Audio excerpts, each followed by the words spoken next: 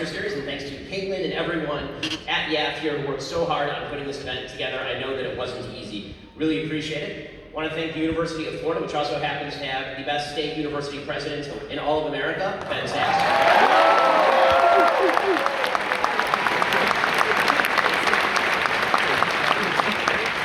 And of course, I want to thank the protesters outside. I saw that there were a couple of protests. I'm frankly disappointed by their turnout.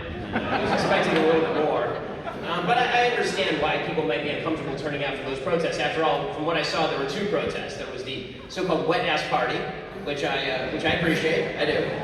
And there was the pro-Hamas rally, which is really the beauty of the intersectional coalition at work. You know, at least until the men who believe that women are thrown off buildings by the people who support Hamas. Then it turns out the wet-ass party needs a bucket and a mop.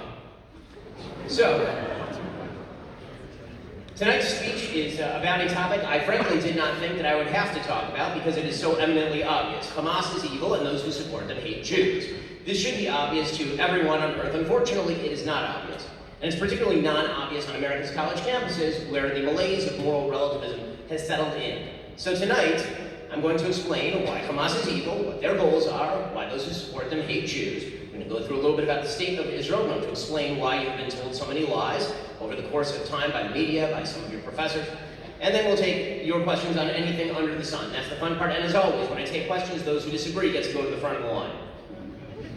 So, here is a quote. Quote, "Our struggle against